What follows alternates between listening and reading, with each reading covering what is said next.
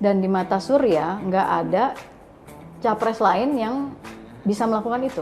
Enggak, walaupun mereka mampu bisa ya kalau mau. Saya percaya memang Anies Baswedan yang paling bisa melanjutkan perjuangan Jokowi. Cuma dengan Anies saya bisa bicara program. Jadi saya dukung ini lebih karena pertimbangan akal sehat ya. Bagi saya penting. Kalau enggak, ya kita nggak punya calon presiden yang punya penerusnya Jokowi. Emang salah Sur dengan penerusnya Jokowi? Yang namanya manusia, sekalipun presiden, nggak sempurna. Saya merasa berutang ya ke Nasdem. Bahwa Nasdem berani mencalonkan Anies Baswedan, tidak ada calon presiden. Masa calon presiden cuma satu? Nggak seru banget ya. Atau lawan kota kosong begitu.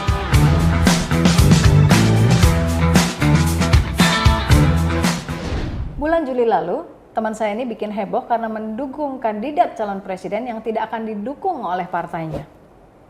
Mengapa ia berani berseberangan dengan partai politiknya tersebut dan bahkan sekarang sudah mengundurkan diri dan menjadi tim ses dari calon presiden yang dijagokannya itu?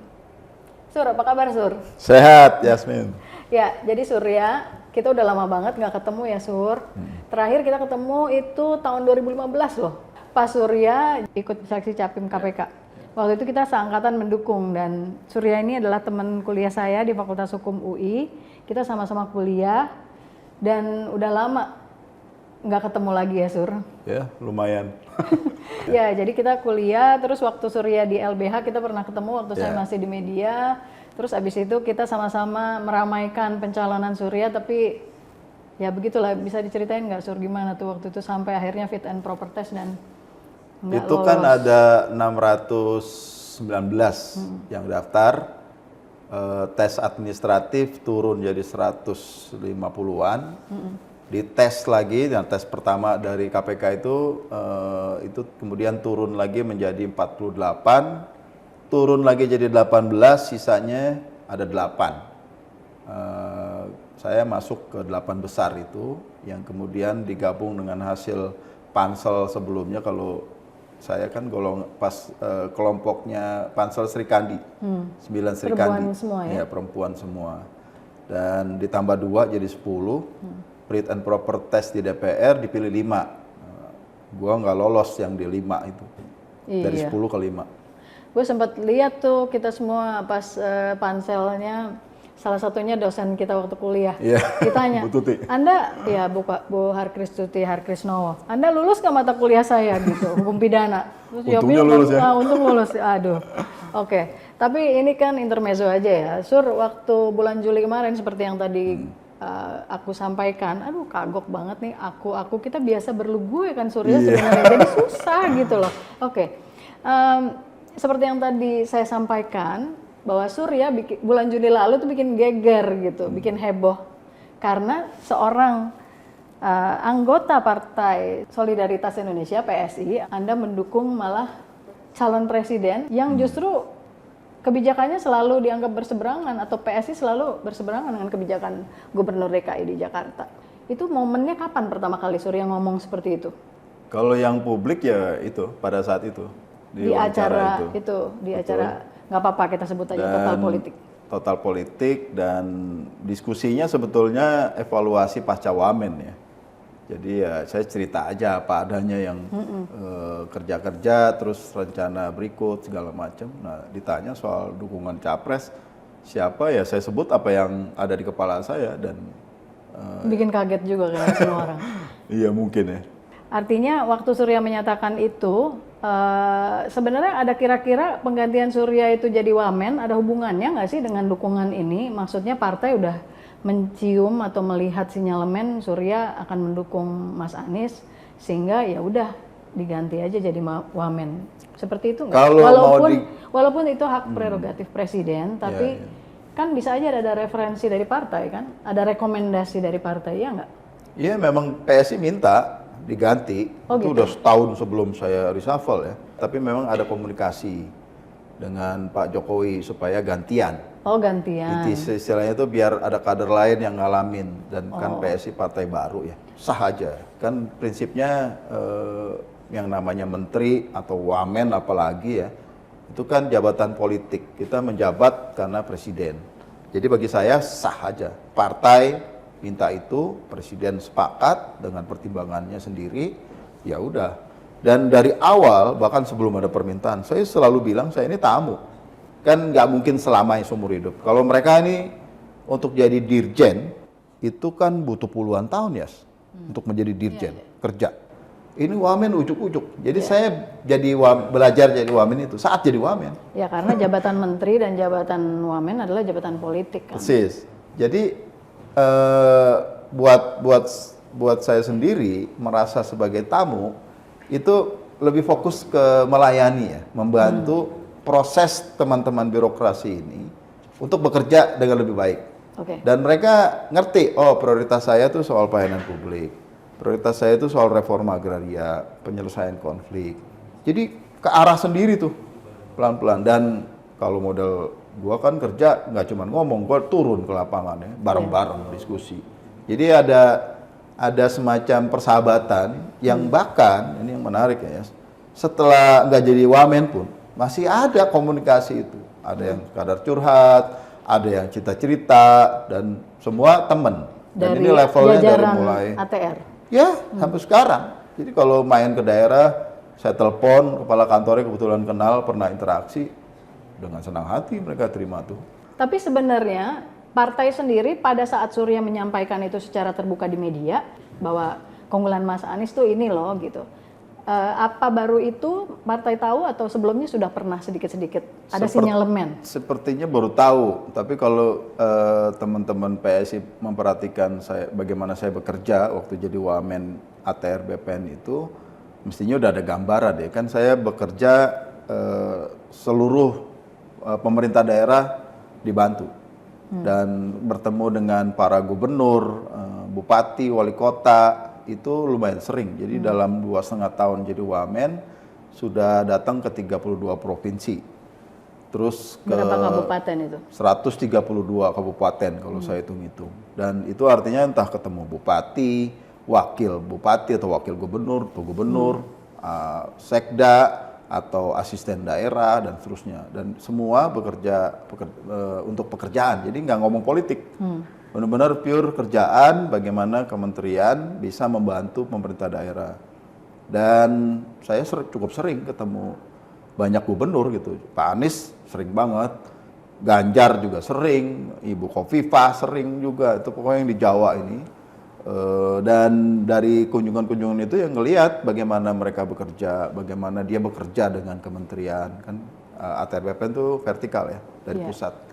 Dan secara objektif saya temukan ya memang Anies Baswedan menonjol dari sisi itu.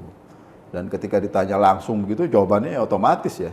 Tidak direncanakan yang menonjol. Gitu ya? Tidak direncanakan untuk menjawab kayak gitu sebenarnya? Ya mungkin antara itu dan tidak sih ya. Tapi gitu. Kan di kepala sudah ada. Kepala kan tidak datang tiba-tiba dukungan ke Anies itu.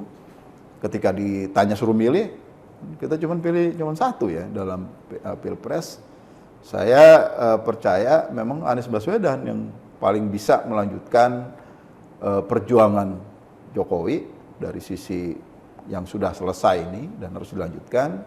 Yang kedua, dia itu dari banyak kepala daerah ya yang dari awal sampai akhir bisa dibilang diserang terus, ada tekanan terus-menerus. Itu cuma dua di Indonesia saya rasa. Pertama Jokowi, kedua Anies Baswedan. Dan relatif mereka survive gitu loh.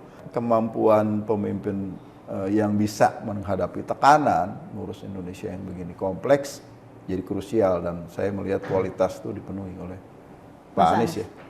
Enggak, tapi selama ini kan udah terlanjur ada stempel gitu ya. Kalau Mas Anies adalah antitesa Jokowi. Kalau Mas Ganjar adalah penerus Jokowi. Tapi di mata Surya ternyata enggak seperti itu. Saya kira enggak ya, kan ini presiden kan. Presiden itu bisa dibilang dia mungkin akan enggak, yang pertama tidak mungkin bersih sama sekali dari yang lama. Pasti ada sebagian dikerjakan kelanjutannya. Siapapun presiden terpilih nih setelah Jokowi pasti ada. Ada RPJMN, itu yang buat periode Jokowi yang harus dilaksanakan oleh presiden berikut siapapun. Yang kedua itu memang butuh kualitas tertentu, Yas. Presiden itu ya pertama-tama dia harus orang yang secara mental kuat. Jadi udah ditempa oleh pekerjaannya, oleh situasi, dan survive. Itu penting, survive. Artinya menyelesaikan masa kerja dia, rakyatnya cukup appreciate terhadap pekerjaan itu. Dan Anies Baswedan 83% kepuasan publik. Jadi dibanding Pilgub kemarin berarti ada yang tidak memilih Anies kemudian merasa puas dengan pekerjaan ini, kan begitu membuktikan itu.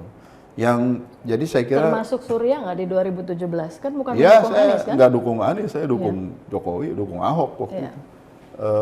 Dan Pak Anies juga tahu ya, jadi saya dukung ini lebih karena pertimbangan akal sehat ya. Kita kan bukan memilih manusia super, kita pilih yang tersedia. Dari calon-calon yang tersedia yang sudah muncul namanya itu, ada Anies, ada Ganjar, ada Prabowo. Kalau 3 saya suruh pilih, saya pilih Anies. Gitu. Dengan alasan ya secara objektif saya menemukan dalam pekerjaan dia, kapasitas pribadi dia, lalu juga kemampuan dia menghandle berbagai kepentingan di masyarakat. Kan kita perlu ada keberlanjutan. Tapi yang krusial dan saya kira ditawarkan oleh Pak Anies itu adalah bahwa dia juga punya inovasi-inovasi. DKI ini jadi saksi untuk inovasi. Sebelum kita nanti saya minta contoh-contoh yang Surya sampaikan itu, tapi akan selalu orang akan berpikir nih seperti ini. Surya diganti 15 Juni 2022. Sebulan kemudian Surya menyatakan mendukung Mas Anies. Orang akan dengan serta-merta berpikir, wah ini termasuk saya waktu itu sempat japri Surya kan, Sur, ini maksudnya kesannya apa baper atau gimana? Terus karena diganti saya mau mengarahkan dukungan ke orang yang berseberangan dengan PSI, tapi ternyata nggak seperti itu ya. Ya kalau bakal diganti itu ya sebagai pejabat politik kan anytime, yes. Jadi dari awal saya di ATR BPN pun di dalam forum Rakernas, saya udah bilang, saya ini bertamu di sana. Saya bekerja membantu ibu bapak bekerja dengan baik, khususnya untuk melayani publik. Kan intinya kan pemerintah pelayanan publik kan. Jadi dari awal saya tahu risiko itu, kalau disebut risiko. Tapi intinya adalah bagaimana selagi menjabat memang bekerja. Nah ini harus dites ya. Surya Chandra bekerja nggak? Itu mesti tanya sama orang BPN sendiri, sama Pemda yang sempat berinteraksi dengan saya bekerja, kan pekerjaan banyak. Cuman kalau Wamen itu kan membantu menteri untuk melaksanakan program-program ya, dan mempercepat, mengakselerasi, mengkonsolidasikan dirjen, direktur, sampai ke level kalau BPN punya vertikal itu kantor pertanahan, kantor wilayah dan seterusnya. Jadi sebenarnya nggak benar ya kalau misalnya ada pendapat yang mengatakan bahwa ya ini karena protes atau karena apalah sehingga mengalihkan dukungan ke kandidat yang emang berseberangan dengan partai. Kalau orang boleh menilai masing-masing, yang penting kan saya nggak merasa begitu. Dan bisa dilihat kalau mau cari-cari kekuasaan mending dukung yang potensial namanya disebut-sebut dong. Entah Ganjar atau Prabowo nih yang masih kalau dikata survei begitu. Saya pilih yang justru underdog ya. Bagi saya bukan soal dia bisa menang atau potensial menang besar atau tidak saja dalam mendukung itu, tetapi memang kualitasnya. Jadi kita milih presiden, bukan milih sembarang orang. Ini orang yang kita kasih kekuasaan sedemikian besar untuk memimpin negara ini ke arah mana. Memberikan warna pada percaturan dunia Indonesia ini seperti apa. Jadi butuh kapasitas tertentu yang memang dibutuhkan untuk jadi seorang pemimpin, tapi juga kemampuan meyakinkan rakyatnya, karena rakyat kan harus diajak, tanpa dukungan rakyat nggak bisa siapapun presiden. Syaratnya memang ya harus ditempa. Orang ini ibarat besi itu udah keras gitu, tapi tidak kehilangan sisi-sisi manusiawinya, sisi-sisi keikhlasannya, bukan sekadar perebutan kekuasaannya. Dan rasanya sih ke situ ya yang saya Berarti cari. kalau Surya tadi menyebut Mas Anies itu underdog, awalnya kan Mas Anies sepertinya tidak underdog, tapi sekarang kalau lihat hasil survei emang rata-rata kebanyakan masih di posisi nomor 3. Dulu waktu di Pilgub DKI juga nomor 3. Tapi yang terjadi dia yang jadi gubernur tuh.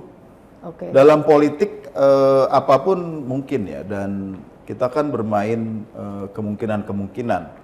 Tetapi lepas dari itu, dan bagi saya penting, cuma dengan Anies saya bisa bicara programnya. Terus kita cari solusinya seperti apa. Yang lain kelihatannya enggak atau belum. Lebih membangun balik lagi ke Pilgub 2017, seolah-olah hidup kita masa lalu. 5 tahun bekerja ini nggak ada makna apa-apa. Kebijakan yang dibuat tidak bermakna penting dalam keputusan memilih siapa jadi presiden. Balik ke 2017 tuh maksudnya apa? Politik identitas yang dituduhkan dimainkan atau dimanfaatkan oleh Anies Baswedan kan. Nah dalam praktek nggak terjadi itu. Anies ketika memimpin Jakarta dia memimpin semua golongan.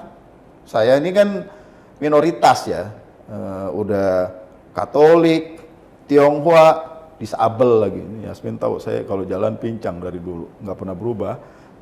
Tapi kok rasanya nggak terasa ya, nggak ada itu di Jakarta. Dan malah kepeduliannya pada kelompok-kelompok agama minoritas, mulai yang non Muslim itu besar. Anies juga yang memberikan banyak IMB, izin mendirikan bangunan buat gereja-gereja, wihara, lalu juga pura. Itu yang lama mereka nantikan. Pak Anies dengan santainya, tanpa huru-hara begitu, relatif ya, tanpa kontroversi yang berlebihan, bisa. Malah dalam kasus-kasus diceritakan ada teman pendeta itu yang gerejanya dapat IMB baru, masyarakat sekitar yang tadinya nolak, oleh gubernur didatengin masyarakat itu, diajak ngomong, ayo selesai. Nah, kepedulian juga komitmen menjaga relasi antar golongan ini, melindungi secara sepatutnya, saya kira penting. Dan Indonesia ini sangat variabel, sangat besar ya, dari Sabang sampai Merauke. Dan saya beruntung udah hampir ke semua daerah itu. Dan cukup sering saya ke Indonesia Timur malah selagi jadi wamen. Jadi saya punya perhatian khusus dan itu kelihatannya saya merasa memang figur Anies ya. Lepas dari hasilnya apapun nanti, saya yakin kalau dia diizinkan jadi presiden, dia akan melakukan itu dengan baik. Dia akan bekerja sepenuh hati dan ini soal pilihan dan soal kepercayaan relatif terhadap yang dibanding yang lain. Kan kita tidak, sekali lagi tidak milih manusia dewa atau dewa yang kita pilih, tapi yang dari pilihan yang ada yang terbaik, itu yang saya rasa di dia ada. Contoh yang paling konkret nih kalau dari sisi pekerjaan, jadi ini testimoni ya, apa yang saya lakukan dan dilakukan oleh Pemprov DKI. Itu ada hibah 80 miliar dari Pemprov kepada Kanwil BPN Jakarta. Tujuannya apa? Sinkronisasi data pembangunan dari, kan BPN itu punya PTSL, pendaftaran tanah sistematik lengkap, pemetaan seluruh bidang tanah, maunya begitu. Nah, Jakarta ini sudah ada dan sudah berjalan. Petanya relatif sudah punya. Cuma ini data yang dimiliki oleh Kementerian ATR BPN, kantor wilayah. Ini disinkronisasi dengan data-data pembangunan dari berbagai dinas yang ada di Pemprov. Itu pertama kali se-Indonesia itu di Jakarta. 80 miliar itu diberikan untuk membuat program sistem yang mengkombinasikan ini. Ke depan di DKI itu bisa misalnya kita pengen usaha modalnya 1 miliar, usahanya katakan apa ya, salon. Itu by name, by address, lokasinya di mana, tata ruangnya cocok apa enggak, berapa harganya kalau mau beli atau mau sewa, itu dapat. Dalam satu aplikasi yang disiapkan. Itu langka ya terus terang, karena bagi BPN ini sumber duitnya sendiri, ngurusin data pertanahan. Bagi dinas-dinas barangkali juga sumber dia sendiri, pendapatan dia tuh, PAD ada di situ. Nah ketika disinkronisasi, ini kan memudahkan, juga mengurangi pendapatan masing-masing silo itu. Nah bagi saya itu terobosan penting. Tapi ini baru Jakarta, dan itu digabung di jakarta.go.id. Kalau kita bisa buat indonesia.go.id yang prinsipnya sama, itu menjawab banyak sekali masalah pelayanan publik yang saya sewaktu jadi wamen jadi ngerti gitu. Pemerintah ini bukan niatnya juga kadang-kadang nggak selalu niatnya buruk, tapi kenapa pelayanan publik masih masalah terbesar bagi masyarakat Indonesia? Karena masing-masing bekerja sendiri-sendiri aja, dan ini nggak saling ngobrol, nggak sinkron, dan ini harus diterobos ya. Sebagian Pemda berinisiatif, DKI itu salah satu pelopor, tetapi ini perlu di scale up ya, se-Indonesia. Nah ini saya kok merasa memang dia udah buktikan itu, dia lakukan, dia komit di situ. Bahkan saya dengar, saya nggak hadir ya, cuma cerita dari teman BPN, dia kumpulin seluruh dinas dan bilang inilah perahu yang kita bangun, inilah arah tujuan kita, yang nggak siap silakan turun. Itu ada, dan itu harus pernyataan dari pemimpin tertinggi. Itu kapan disampaikan oleh Mas Anies? Waktu mulai rame-rame kerjasama ATR BPN dengan Pemprov di DKI. Dan ini dilanjutin bahkan oleh Pak Heru sekarang. Karena itu nggak ada yang bisa nolak, itu penting, itu perlu. Bahkan belum berhasil aja nih, data-data itu udah bisa proyeksi fiskal pendapatan. Jadi Dirjen Kekayaan Negara, Dirjen Pajak itu mulai komunikasi.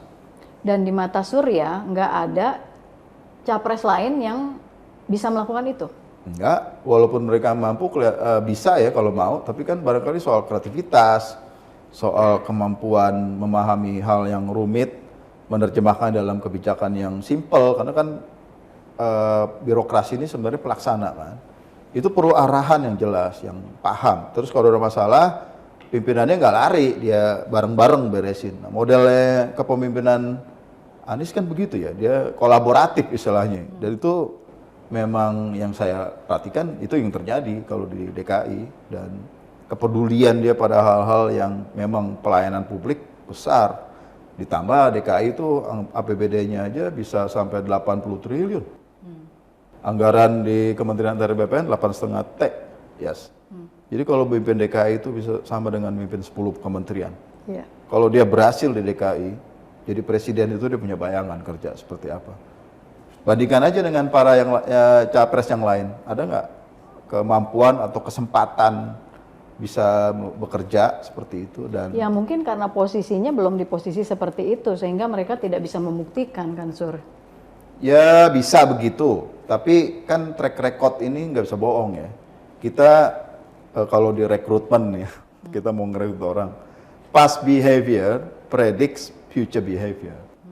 Jadi bagi saya ketika berkuasa, ketika punya otoritas, seperti apa dia bekerja, itu akan menunjukkan bagaimana dia akan bekerja kalau dalam posisi yang lebih tinggi. Itu dalam rekrutmen yang biasa begitu. Apalagi ini presiden ya, artinya penting memahami track record, bagaimana dia bekerja, kemampuan manajerial, kemampuan kepemimpinan, menyelesaikan masalah, menyelesaikan konflik, membuat situasi kondusif, itu penting. Dan semua itu rasanya ada di situ. Dia bukan bukan Superman ya Pak Anies ini. Dia akan butuh tim yang kuat, orang yang dedikasi. Dan Surya udah bagian dari tim sesnya sekarang. Dan cocok banget emang sebagai seorang tim ses, PR-nya udah menyampaikan. Oh gitu.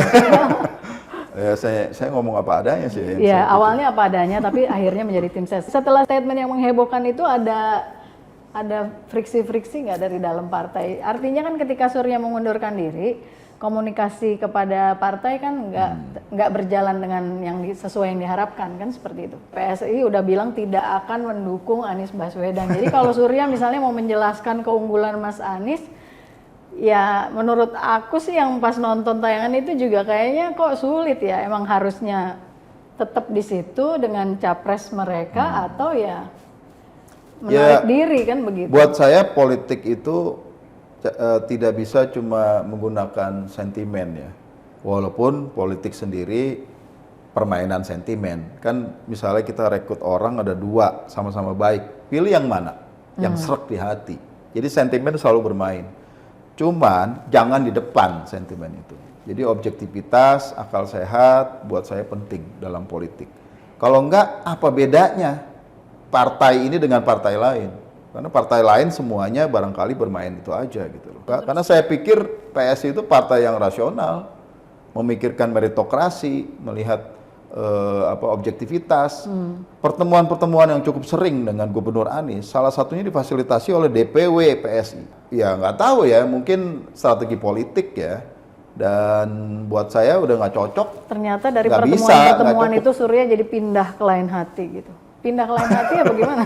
Saya hatinya tetap. Hatinya tetap Cuman apa? kendaraannya. yang Hatinya berubah. tetap, maksudnya tetap gimana tuh? Ya politik dengan akal sehat, Oh, oke. dengan kita memberikan suasana yang kondusif. Pembangunan itu membutuhkan semua kelompok, semua golongan. Nggak bisa sendiri. Nggak bisa cuman sebagian aja. Ini kan kontestasi pemilu itu cuma untuk meraih kekuasaan. Tapi begitu berkuasa, dia harus ngajak seluruhnya. Cuma bukan seperti gaya sekarang ya, yang semua dimasukin ke dalam kabinet. Akhirnya tidak ada oposisi. Oposisi itu dibutuhkan karena dia memberikan oposisi kan blind ada spot. Demokrat sama PKS. Terlalu kecil ya, dan mereka sendiri kan butuh teman lain yang istilahnya loyal opposition ya, oposisi yang loyal. Yang mendukung kebijakan pemerintah, tapi kalau bagus, kalau jelek ya harus dikritisi gitu kan. Itu penting karena rakyatnya kan banyak kita, variatif. Beda dari Jakarta ke Bogor aja udah beda kepentingan rakyatnya. Terus bagaimana menerjemahkan itu dalam berbagai kepentingan itu? Di dalam internal partai sendiri, apa yang dirasakan sehingga akhirnya pada bulan Oktober Surya mengundurkan diri? Kalau proses pengunduran diri itu sepenuhnya saya yang mikir. Jadi bukan diminta mundur ya? Nggak ada. Karena saya pikir saya pengen efektif mendukung Anies. Kedua ya biar PSI dengan pilihan politiknya sendiri, dan ini sudah berbeda. Kita nggak bisa ketemu di sisi itu saat ini paling tidak. Dan waktu itu ya saya pikir paling efektif saya keluar. Jadi saya kirim pengunduran diri. Maksudnya waktu itu mau ngomong ke partai itu maksudnya apa? Mau minta partai itu supaya dukung Anies atau bagaimana? Atau memahami bahwa Surya tetap di PSI tapi pilihan politik Surya akan berbeda begitu? Maunya gimana waktu itu? Saya pikir yang kedua ya bisa. Tetap di PSI Iya. tapi pilihan politik saya akan berbeda Karena kan, begitu.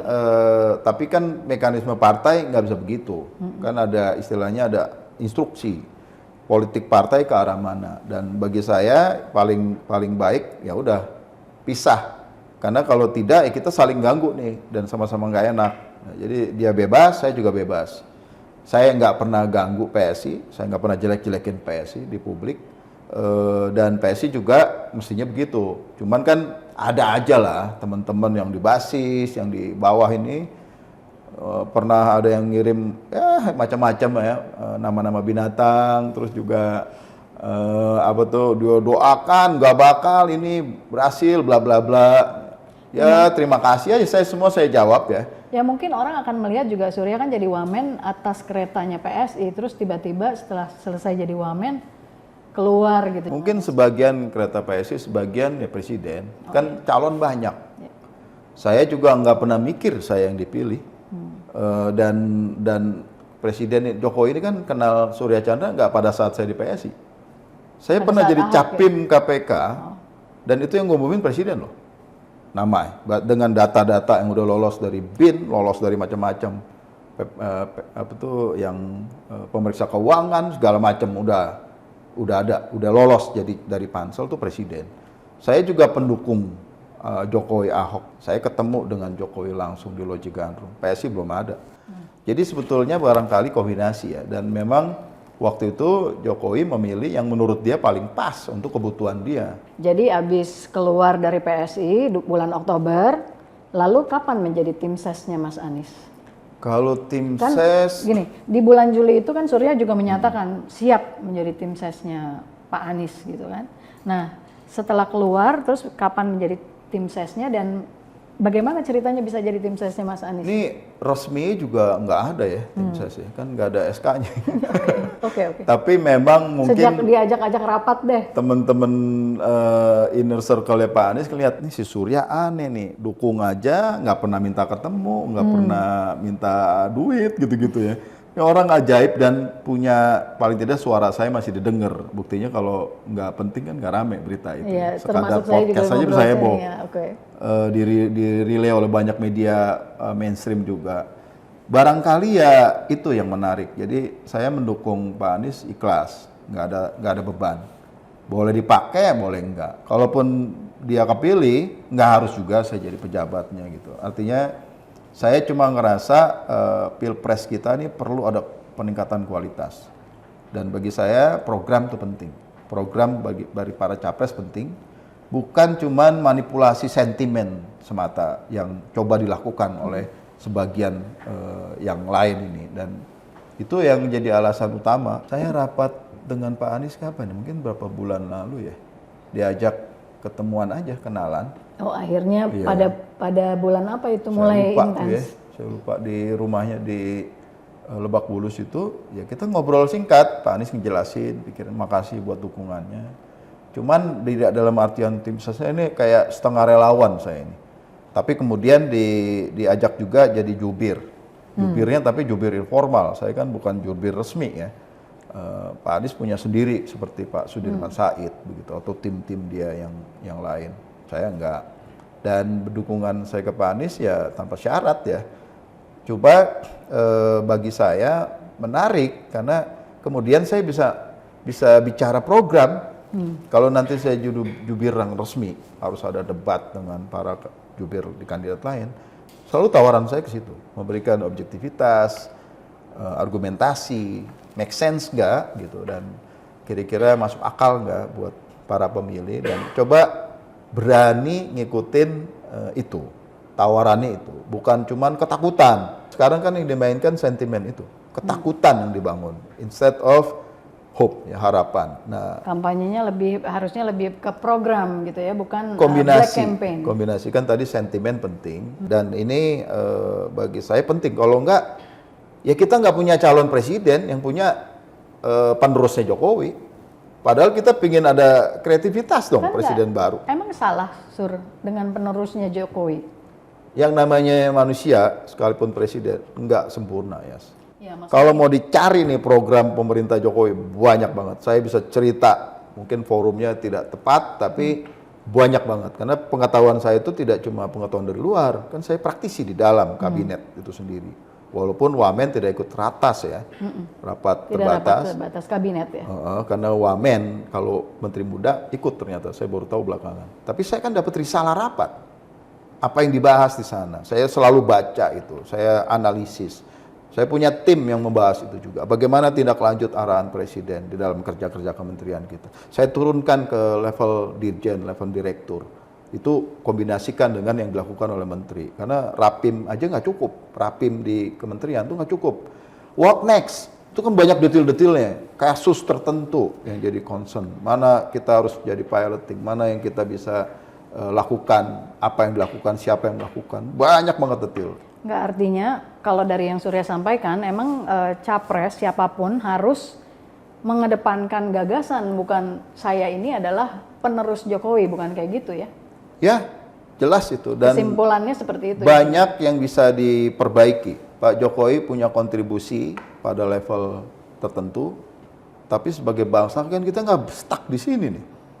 Harus ada kreativitas, harus ada inovasi, harus ada yang bagi saya sekarang jadi krusial ya, itu manusia, pedulian pada manusia.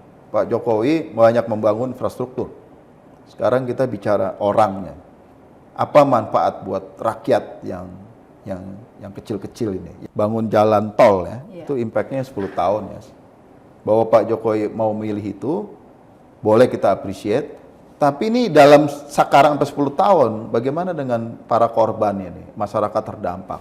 Yang dari kemarin sampai 2024 maksudnya gitu. Udah terjadi. Nah, ini kan dia jadi korban. Apa misalnya? Mereka jalan tol pasti ada yang digusur dong. Iya. Pasti ada tradisi yang hilang, masyarakat yang harus pindah, dapat ganti rugi. Kan bukan cuma duit rakyat itu butuh.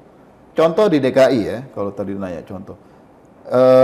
Jokowi, Ahok gusur tuh Bukit Duri. Terus Pluit, waduk.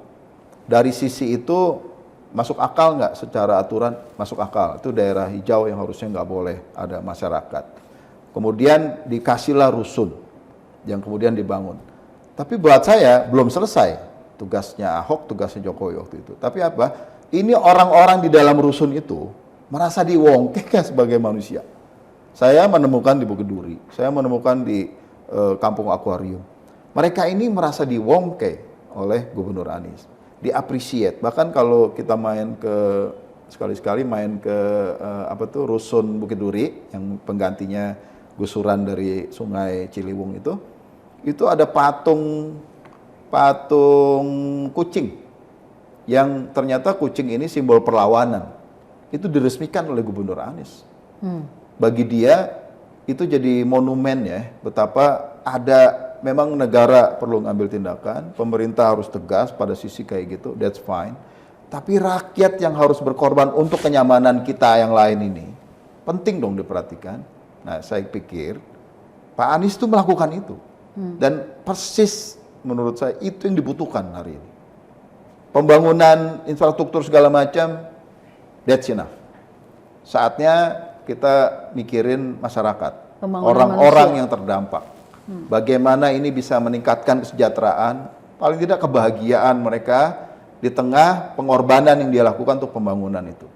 Kalau dari angka mungkin kecil, kan kalau pakai Pareto 80 cukup, 80 dukung, yang 20% kita anggap nggak ada. Saya nggak merasa begitu. Justru kepedulian kalau negara hadir, ya di 20 ini juga, tanpa mengganggu proses pembangunan itu. Jadi pendekatan, empati, solidaritas, itu ditunjukkan oleh kekuasaan tertinggi. Bukan cuma sekadar, ya udah gua kasih ganti rugi, lumayan toh, cukup toh, kalau nggak selesai nih BLT. Nggak cukup bagi saya. Harus ada yang melakukan secara programatik, secara hati, itu susah dibohongin ya begituan itu, karena rakyat ngerti kalau ini pemimpinnya bohong tuh tahu masyarakat. Jadi harus memang yang orisinil ya, otentik dia begitu. Dan lagi-lagi yang saya lihat ya Anies melakukan itu, dia lakukan di Jakarta dan rasanya akan dia lakukan se-Indonesia itu kalau ada kesempatan. Ya. Sur, tadi kan udah soal Mas Anies ya. Terus di media di bulan Oktober Surya bilang kalau misalnya Mas Anies bakal nyapres atau jadi nyapres, Mas Anies itu akan jadi prioritas saya gitu kan gitu ya. Ada komitmen udah dari partai politik dan itu cukup secure ya. Kita tunggu aja Demokrat deklarasi dan itu akan settle. Tapi kan calon resmi baru Oktober. Mungkin semua sedang mencari-cari. Tapi saya mengapresiasi dukungan partai politik itu ke Pak Anies untuk memilih cawapresnya sepenuhnya. Dan ini penting banget karena wapres dan pres harus senada. Wapres itu bukan cuma pelengkap. Kalau dengan Pak Anies Baswedan rasanya akan ada peran lebih besar buat wapres ya. Karena modelnya begitu, gaya kerja dia begitu. Dia senang distribusi kerja. Dan kalau boleh saya berharap yang memang baru ya. Menurut Surya sebagai pribadi, siapa yang cocok untuk mendampingi Mas Anies? Tapi ini pribadi ya, saya nggak tahu Pak Anies gimana. Saya seneng dengan Bu Khofifah. Itu Gubernur Jatim. Saya suka. Tadi ngomongnya bukan Bu Khofifah pertama. Suka juga dengan Sandiaga yang nanti mau diwawancara. Terus siapa lagi ya? Orang-orang yang memang bisa ngimbangin modelnya. Kalau Pak Bu Khofifah ini kan orangnya gesit ya, terus tegas. Dia punya latar belakang NU dan dia perempuan. Bagi saya itu penting. Politik kita harus ada perempuan hadir di dalam pucuk kekuasaan. Dan itu saya merasa barangkali momentum. Kalau Sandiaga itu saya pernah ketemu kerja di lapangan ya ke Wakatobi, itu timnya ringkes banget. Dan menteri bergerak ke Indonesia dengan begitu agile, begitu tangkas, itu akan jadi wapres yang baik bagi saya. Sekaligus dia punya background yang ngerti dunia bisnis segala macam. Tetapi memang ini terserah Pak Anies ya. Ke Mas Sandi udah ada penolakan tuh dari Partai Demokrat ya, kader Partai Demokrat yang mengatakan bahwa Mas Sandi itu bukan bagian dari perubahan gitu ibaratnya. Itu kan tergantung dinamika. Masing-masing. Artinya memang selain ada Pak Anies sendiri, concern partai politik jadi pertimbangan tentu. Jadi ini kombinasi. Tapi kan dalam politik yang mustahil bisa jadi itu. Nggak ada yang tidak mungkin. Tidak ada yang tidak mungkin. Apalagi sekarang nih masih berapa bulan dan berapa bulan cukup banyak. Tapi kita perlu settle segera karena saya pingin atau berharap kontestasi kita udah mulai masuk ke ranah program. Apa sih kalau dia jadi presiden mau ngapain? Oke. Saya tunggu-tunggu nih, Anies Baswedan sudah menulis loh di Kompas visinya dia, misinya dia ke depan apa. Dan mana capres yang lain yang sudah definitif pun silakan. Ayo sampaikan apa mimpimu, gagasanmu ke media massa. Ini tradisi negara-negara maju ya. Sayangnya baru satu nih sekarang. Oke.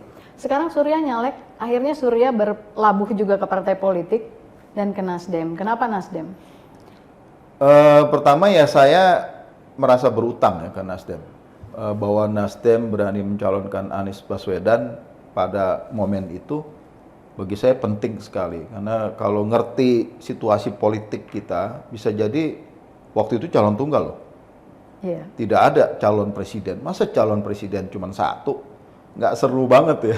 Atau lawan kota kosong begitu. Jadi dukungan Nasdem kepada Anies Baswedan memecah ruang itu.